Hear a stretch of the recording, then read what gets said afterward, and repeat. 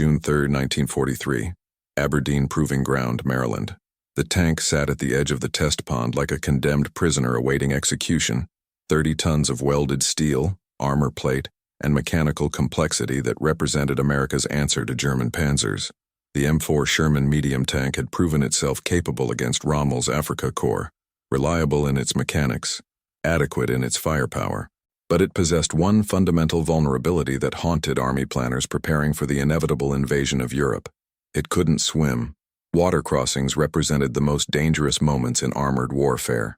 Rivers became killing grounds where tanks bogged in mud. Engines flooded, crews drowned, trapped inside steel coffins as enemy artillery found stationary targets. The engineers had developed elaborate solutions: pontoon bridges, amphibious vehicles, specialized landing craft, but all required time, coordination, and vulnerability to enemy fire during the critical minutes when armor sat helpless at water's edge. Sergeant Donald Fletcher, 29 years old, Detroit machinist turned Army engineer, stood beside the Sherman watching water lap against its tracks. In his hand he held a gear assembly that cost $4 to manufacture, a simple mechanism of stamped steel and springs that shouldn't revolutionize armored warfare. But Donald Fletcher understood that sometimes the simplest solutions proved most profound. The M4 Sherman represented American industrial philosophy translated into armor: mass-producible, mechanically reliable, designed for rapid deployment rather than individual superiority. 11 factories across the United States manufactured Shermans at a combined rate exceeding 1,000 per month, an industrial output that would overwhelm German production through sheer volume. The tank carried a 75mm main gun, 3 machine guns, and armor sufficient to deflect most German anti-tank rounds at medium range. It was good enough in most categories, exceptional in none, and absolutely dominant in numbers. But numbers meant nothing if tanks couldn't reach the battlefield. The European theater would require crossing the Channel, then dozens of rivers as Allied forces pushed eastward: the Seine, the Rhine, countless smaller waterways that German defenders would demolish bridges across, forcing Allied armor to ford or wait for engineers to construct temporary crossings. Every hour spent waiting at rivers represented German reinforcements arriving, defensive positions strengthening, the momentum of advance bleeding away into logistics. The Army had experimented with various solutions. Deep wading kits allowed tanks to cross water up to 5 feet deep by sealing engine compartments and extending exhaust stacks above water level. Amphibious modifications used inflatable pontoons and propellers. Special DD, duplex drive. Shermans employed collapsible canvas screens that provided buoyancy. Each system worked under specific conditions but carried significant limitations: weight penalties, mechanical complexity, time required for installation, and vulnerability during the crossing itself. Aberdeen Proving Ground served as the Army's primary testing facility, where experimental equipment faced rigorous evaluation before deployment. Engineers subjected every new system to conditions exceeding operational requirements. If equipment failed at Aberdeen, it would certainly fail in combat. The deep wading tests involved driving Shermans into progressively deeper water, monitoring engine performance, testing seals, measuring crew survivability if the tank flooded. Sergeant Fletcher had observed 17 tanks attempt deep wading crossings over the past 3 months. 14 succeeded in crossing. 3 failed catastrophically when water penetrated engine compartments despite elaborate sealing systems, flooding the interior and leaving crews scrambling to escape through hatches that became death traps once water pressure exceeded their ability to open.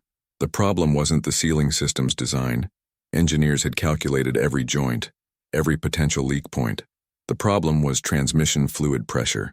When a Sherman operated in water deep enough to submerge its transmission housing, external water pressure forced contamination past seals that worked perfectly in air. Once water mixed with transmission fluid, the gears seized, the tank stopped, and physics determined the rest. Donald Fletcher believed he had solved this problem with a $4 gear. Fletcher's background shaped his approach to the transmission problem in ways that formal engineering education might not have. He had spent 12 years at Ford Motor Company's River Rouge plant in Detroit, working initially as a machinist, eventually supervising the transmission assembly line, where Model A Fords received their gearboxes. He understood transmissions not as theoretical systems but as physical mechanisms that failed in specific, predictable ways under stress.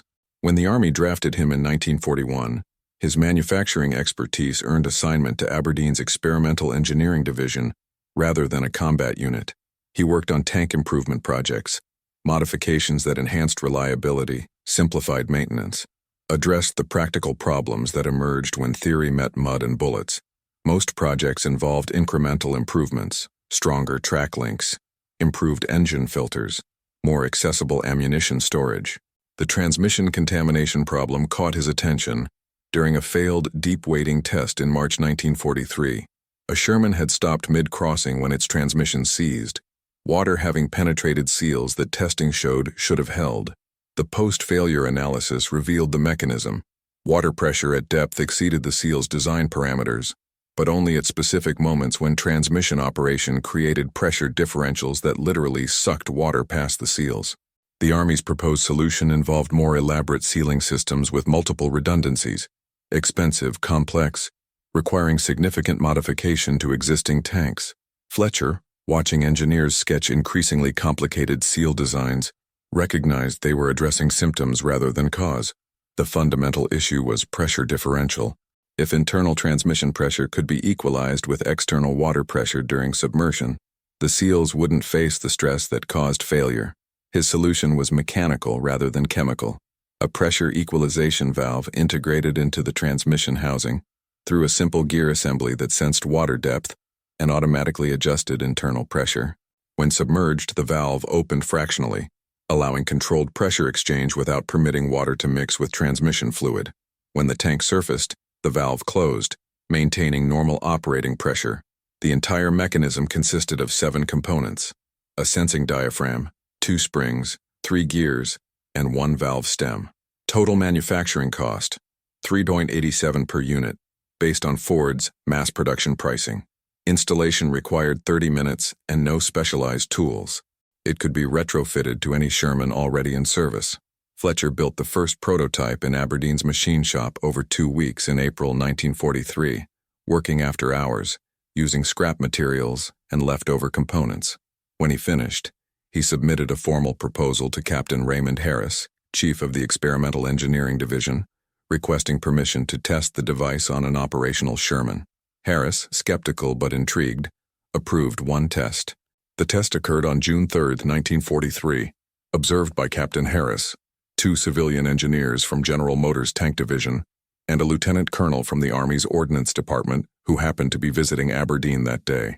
Fletcher had installed his pressure equalization assembly on Sherman Dargan 30447, a standard M4A1 that had completed basic reliability testing but not yet been cleared for combat deployment.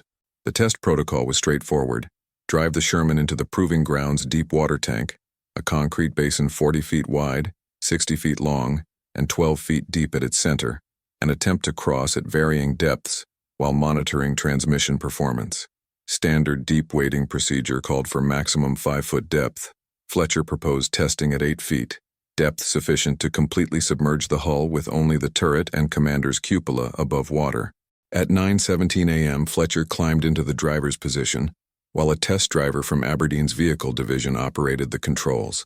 The Sherman descended the concrete ramp into the water tank, engine roaring, tracks churning water into foam. At 3 feet depth, standard fording capability, everything performed normally. At 5 feet, maximum deep weighting specification, the transmission operated smoothly, Fletcher's gauge showing his pressure equalization valve had opened and was maintaining equilibrium. At 7 feet depth, with water lapping at the turret ring, the watching officers tensed visibly. Previous tests at this depth had resulted in immediate transmission failure.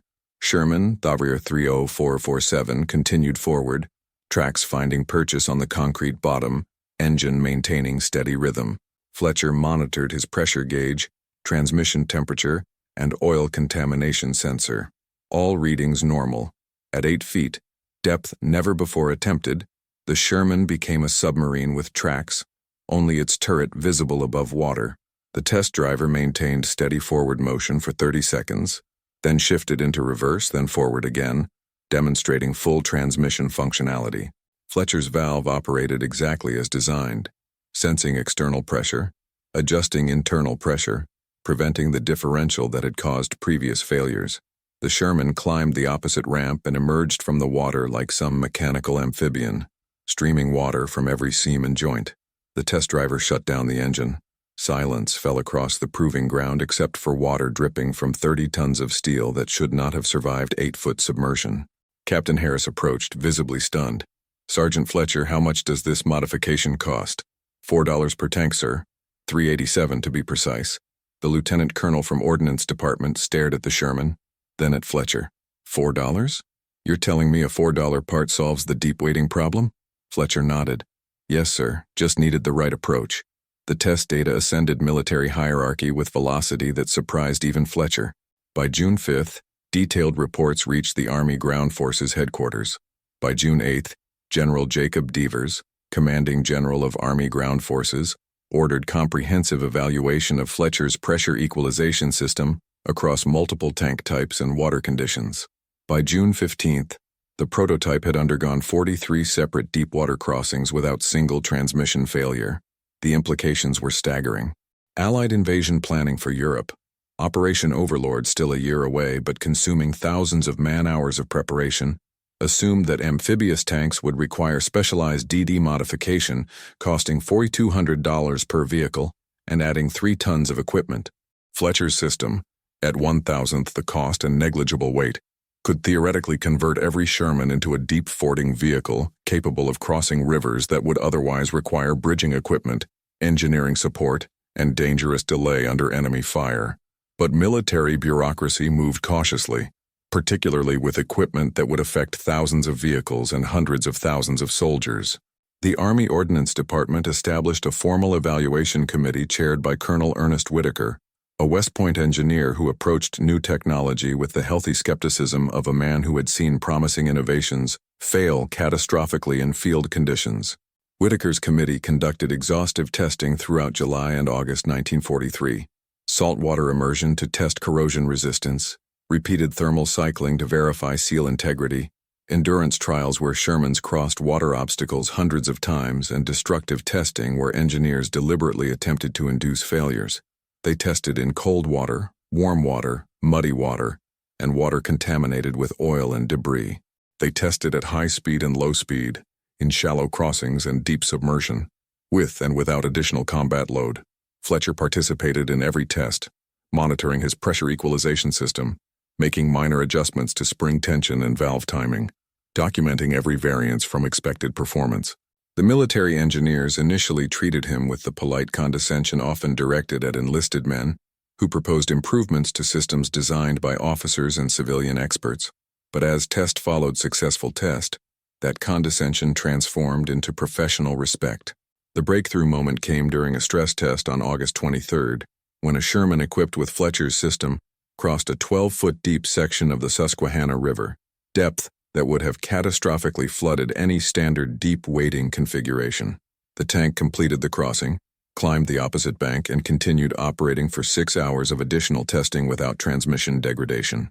Colonel Whitaker filed his final report on August 30th, 1943. His conclusion was unambiguous. Sergeant Fletcher's pressure equalization system represents a significant advancement in armored vehicle water crossing capability. Recommend immediate adoption and installation across all M4 Sherman production. The decision to implement Fletcher's modification moved from recommendation to directive with wartime urgency. On September 15, 1943, the Army Ordnance Department issued Technical Manual 9731A, Pressure Equalization Assembly for M4 Series Medium Tanks, designating Fletcher's device as standard equipment for all Sherman production, effective October 1st. Chrysler Corporation's Detroit Tank Arsenal received the initial manufacturing contract, 10,000 units at $3.87 per unit, delivery within 60 days. But production represented only half the challenge. Thousands of Shermans already existed in operational units across North Africa, England, and the Pacific.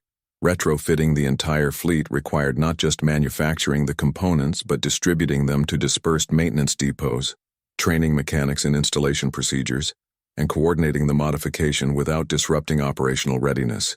The Army established retrofit priority based on deployment timing. Units scheduled for European invasion received first priority. By January 1944, every Sherman in England would carry Fletcher's modification. North African and Mediterranean units received second priority, Pacific units third. The installation protocol was straightforward enough that company-level maintenance teams could perform the work: drain transmission, remove access cover, install pressure equalization assembly, replace cover with modified gasket, refill transmission, test for 30 minutes of operation. In England, where the build-up for Operation Overlord consumed every available resource, Fletcher's modification became part of the massive preparation for amphibious assault. Major General Percy Hobart, commanding Britain's 79th Armored Division, the specialized unit developing Hobart's Funnies, the collection of modified tanks for beach assault, examined Fletcher's system with particular interest. The D.D. Shermans his engineers had developed for swimming ashore required elaborate canvas screens and complex waterproofing. Fletcher's simpler system couldn't make tanks swim, but it could make them ford much deeper water during the critical transition from beach to inland advance. Hobart requested a demonstration at the combined training facility near Brancaster Beach in Norfolk. On November 12, 1943, Fletcher, now promoted to staff sergeant and temporarily assigned to European theater support, supervised tests where modified Shermans drove through 6-foot surf, crossed tidal channels, and navigated beach obstacles while partially submerged. The British general, a legendary innovator himself, recognized immediately the value of simplicity. "Sergeant Fletcher," Hobart said after watching a Sherman emerge from water that would have drowned a standard tank, "the Germans have spent years fortifying river crossings because they assume our armor will require bridges. You've just made their fortifications far less useful. That's rather brilliant, actually." Fletcher, uncomfortable with praise, replied with characteristic Detroit pragmatism, "Just made the transmission work underwater, sir. Tank does the rest." By January 1944, Fletcher's pressure equalization system had been installed on 4,127 Shermans in England, 892 in North Africa, and 1,643 in the Pacific. The modification had become so thoroughly integrated into Sherman production that most new crews never knew their tanks possessed a capability that hadn't existed 6 months earlier. For them, deep fording was simply what Shermans could do. But for invasion planners preparing Operation Overlord, the modification represented a significant tactical advantage. The beaches of Normandy presented challenges beyond German defenses: tidal variations of 20 feet, extensive underwater obstacles, and the requirement to move armor rapidly inland before defenders could establish coherent resistance. Every minute saved in beach-to-shore transition represented lives preserved and momentum maintained. Lieutenant Colonel John Upham, assigned to General Omar Bradley's staff as Armor Deployment Specialist, incorporated Fletcher's modification into revised landing plans. Previous scenarios assumed that most Shermans would require specialized DD configuration, or would land via LST directly onto dry beach. Fletcher's system allowed a third option. Standard Shermans could wade through 6 feet of water, reducing dependence on specialized equipment and providing greater flexibility if beach conditions differed from intelligence predictions. The modification also addressed a vulnerability that had concerned invasion planners: German demolition of bridges across the rivers behind the beaches, the Douve, the Veer, the smaller streams that crossed the Norman countryside. Allied advance would require crossing these obstacles under fire, often without time to construct bridges. Fletcher's system meant armor could ford most of them independently, maintaining assault momentum. On March 22, 1944, General Dwight Eisenhower, Supreme Allied Commander, visited training exercises at Slapton Sands in Devon where American forces rehearsed beach assault procedures. He watched Shermans equipped with Fletcher's modification drive through surf and ford tidal channels that would have stopped them months earlier. After the exercise, Eisenhower met Fletcher personally, a rare occurrence for an enlisted man, unprecedented for one who had never seen combat. "Sergeant Fletcher," Eisenhower said, "General Bradley tells me your modification gives our armor significantly more operational flexibility. In an amphibious assault, flexibility often determines success or failure. The Army is grateful for your contribution." Fletcher, overwhelmed by the meeting with theater commander, managed only, "Thank you, sir. Just tried to solve a problem." Eisenhower smiled. "The best innovations usually come from someone trying to solve a specific problem. We'll see how it performs in a few months." Neither man mentioned the invasion directly. Operational security prevented discussing Normandy even at this level, but both understood that Fletcher's $4 gear would soon face its ultimate test. June 6, 1944. Omaha Beach, Normandy, France. The invasion began in darkness and chaos. Thousands of ships converging on 5 beaches, paratroopers scattered across the French countryside, bombers pounding German defenses that would prove far more resilient than intelligence predicted.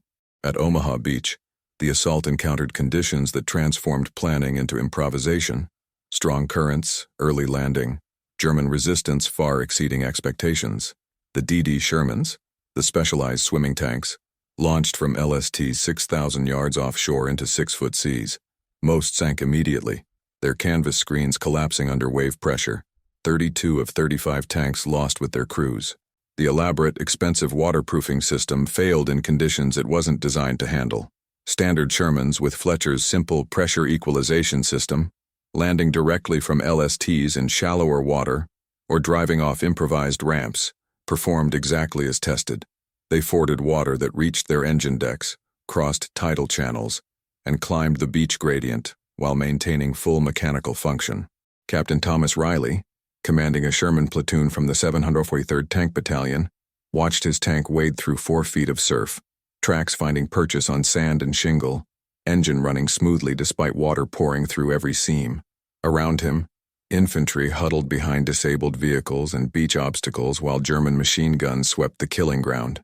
Riley's orders were simple: get armor to the seawall, suppress the German positions, break the deadlock. His Sherman, 311745, named Detroit Steel, carried Fletcher's modification, though Riley had never heard of Sergeant Fletcher and didn't know his tank possessed any special capability. He only knew that his transmission worked despite submersion that should have killed it, that he was mobile when mobility meant survival, that his 75mm gun could engage the German pillboxes that were slaughtering infantry. Detroit Steel crossed the tidal zone, navigated through destroyed obstacles, and reached the seawall at 7:43 a.m., one of the first Shermans to do so. Riley traversed his turret, acquired targets, and began methodical suppression of German defensive positions. Behind him, more tanks followed, some equipped with Fletcher's system, some not. Those with the modification crossed the water obstacles independently. Those without required longer routes, shallower approaches, more time exposed to fire. The difference between 4 minutes and 8 minutes in crossing the tidal zone represented the difference between acceptable casualties and catastrophic losses. Fletcher's $4 gear, multiplied across dozens of tanks, shifted those minutes in favor of survival. By evening of D-Day, 2,501 American soldiers had died at Omaha Beach. The number would have been higher without the armor that crossed water it shouldn't have been able to cross. The Normandy campaign's advance inland validated Fletcher's modification beyond the initial beach assault. The hedgerow country of Normandy, Bocage, was a defensive nightmare. Ancient field boundaries created by centuries of Norman farmers, each hedgerow 8 feet tall, 6 feet thick, impenetrable to vehicles. Between hedgerows ran small streams and drainage channels that the June rains had swollen to depths, requiring fording or bridging. German defenders had learned to use this terrain with devastating efficiency. They demolished bridges systematically, forcing Allied armor to approach via predictable routes where pre-sighted artillery and anti-tank guns waited. American armor suffered brutal losses in the first weeks of the Normandy campaign, not from superior German tanks but from the terrain itself, which channeled Shermans into killing zones. But Fletcher's modification provided tactical options that German planning hadn't anticipated. Shermans could ford streams that appeared impassable, could cross water obstacles without waiting for engineering support, could approach German positions from unexpected directions because they weren't constrained to bridges and shallow crossings. Lieutenant Daniel Kowalski, commanding a Sherman platoon in the 2nd Armored Division, discovered this advantage on June 24th during fighting near St. Lo. His platoon had been tasked with supporting infantry attacking a German strongpoint, but the planned approach route was under heavy artillery fire. Reconnaissance indicated an alternate route that crossed the Vire River at a point where the water ran 5 feet deep, too deep for standard fording, requiring engineers to construct a temporary bridge. Kowalski, briefed on his tank's deep fording capability, made the tactical decision to attempt the crossing without engineering support. His 5 Shermans descended the riverbank, entered the Vire, and crossed through water that reached their engine decks. The German defenders, positioned to cover the bridge site 200 yards downstream, realized too late that American armor had flanked their position. The engagement lasted 17 minutes. Kowalski's platoon destroyed 2 German anti-tank guns and one Panzer IV, enabling the infantry to advance.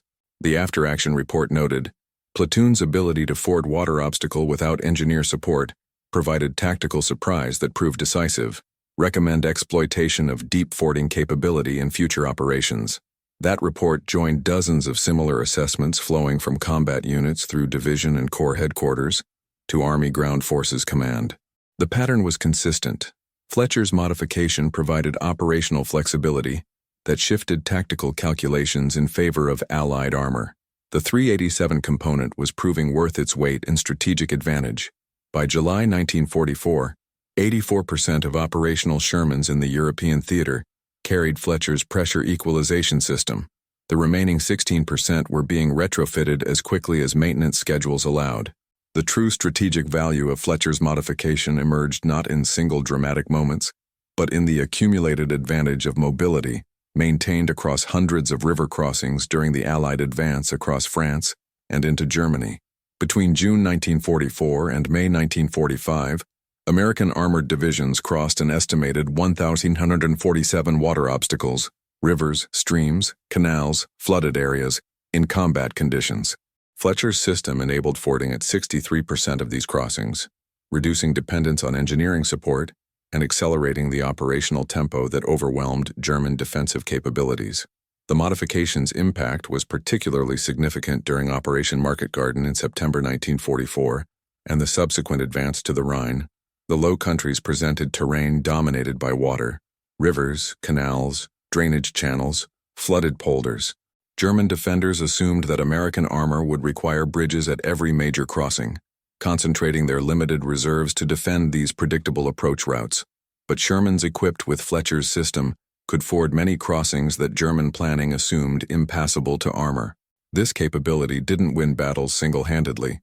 Combat remained brutal, casualties remained high, German resistance remained formidable, but it provided American commanders with options that German defenders hadn't prepared for.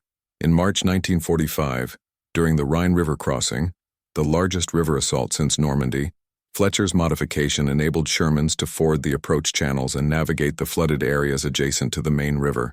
The crossing itself required engineering bridging.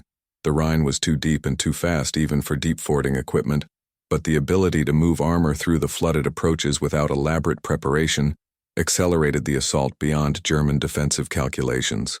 General George Patton, commanding Third Army during its spectacular advance across France and into Germany, never knew Fletcher's name but understood the operational value of armor that could cross water obstacles independently. In April 1945, Patton wrote in his diary, "The Sherman is inferior to German tanks in armor and firepower, but superior in reliability and mobility. Our ability to ford rivers without engineering delay gives us tempo that the enemy cannot match. That tempo, the ability to maintain attack momentum, to exploit breakthroughs before defenders could recover, to cross obstacles faster than enemy could reinforce them, represented one of the key advantages that enabled Allied victory in Western Europe. Fletcher's $4 gear didn't create this tempo alone, but it contributed significantly to the mobility that made rapid advance possible. By VE Day, May 8, 1945, Fletcher's pressure equalization system had been installed on 41,738 Sherman tanks serving in Europe, the Pacific, and various training facilities across the United States. The system's performance in the Pacific theater validated Fletcher's design under conditions radically different from European operations. The Pacific War presented unique water crossing challenges: tropical rivers swollen by monsoon rains, coral reefs and tidal flats during amphibious assaults, jungle streams that appeared shallow but concealed deep channels. Japanese defenders, like their German counterparts, assumed American armor would require bridging equipment and predictable approach routes. On Okinawa in April 1945, during the brutal 3-month campaign to capture the island, Fletcher's modification proved essential to armor operations across terrain the Japanese had assumed would channelize American attacks. The southern portion of Okinawa featured numerous rivers and streams that became raging torrents during the spring rains. Japanese forces concentrated their defenses to cover the few bridge sites and shallow fording points. Major Harold Jameson, commanding a tank battalion from the 1st Marine Division, exploited his Sherman's deep fording capability to cross the Kakuba River at a point Japanese defenders considered impassable to armor. His battalion forded through 5 feet of fast-moving water, emerging behind Japanese defensive positions that had been oriented to cover the expected bridge approach. The tactical surprise enabled Marine infantry to advance 3 kilometers before Japanese forces could reorient their defense. The Pacific War also demonstrated the modification's reliability under sustained tropical conditions. Salt water, humidity, coral dust, and temperature extremes created maintenance challenges that exceeded European conditions. Fletcher's system, with its simple mechanical design and minimal moving parts, required virtually no special maintenance beyond standard transmission service. The pressure equalization valve proved resistant to corrosion, the springs maintained tension despite humidity, and the sensing diaphragm remained accurate despite temperature variations. Technical reports from Pacific Theater maintenance depots noted that Shermans equipped with Fletcher's modification showed slightly better overall transmission reliability than unmodified tanks. An unexpected benefit. The pressure equalization apparently reduced stress on transmission seals even during normal operation, extending component life beyond the primary deep fording capability. By August 1945, when Japan surrendered, Sherman tanks equipped with Fletcher's system had participated in amphibious assaults on Iwo Jima, Okinawa, and numerous smaller islands. They had forded countless rivers and streams across the Philippines, New Guinea, and Burma. The modification that had been designed to solve a specific problem, transmission contamination during deep water crossings, had proven universally valuable across every theater where American armor operated. Staff Sergeant Donald Fletcher never deployed overseas. He remained at Aberdeen Proving Ground throughout the war, working on additional tank improvements and training other engineers in practical problem-solving approaches. He had saved thousands of lives without ever seeing combat. The post-war analysis of armored warfare effectiveness conducted by the Army's Historical Division quantified Fletcher's contribution with the cold precision of military statistics. Between June 1944 and May 1945, American armored divisions reported 847 instances where deep fording capability enabled tactical advances that would otherwise have required engineering support and significant delay. Statistical modeling suggested that each avoided delay averaged 2.3 hours, time during which German defenders could reinforce positions, establish firing solutions, and prepare for assault. The cumulative effect of 847 avoided delays totaling approximately 1,950 hours represented operational tempo that couldn't be easily quantified but clearly influenced campaign outcomes. Allied armor maintained momentum that German forces couldn't match, crossed obstacles faster than defenders could respond, and operated with flexibility that exceeded Axis capabilities. Major Edward Wilson, primary author of the Historical Division's report on armor operations in Europe, wrote, "The pressure equalization modification represented precisely the type of incremental improvement that determined campaign success. It didn't make Sherman tanks equal to German Panthers in direct combat, but it made American armor more operationally mobile, which proved more valuable than superiority in any single engagement. The modification's cost-effectiveness was equally striking. At $387 per unit plus approximately $12 in installation labor, the total program cost for 41,138 systems was approximately $663,000, less than the cost of 2 modern Sherman tanks. The operational value measured in hours of time saved, casualties avoided, and tactical flexibility provided was conservatively estimated at $47 million based on engineering equipment not required, bridging operations not conducted, and casualties not sustained during river crossings. Fletcher himself received formal recognition in November 1945 when the Army awarded him the Legion of Merit, a high decoration, particularly for an enlisted man who never served in combat. The citation read, "For exceptionally meritorious conduct in the performance of outstanding service."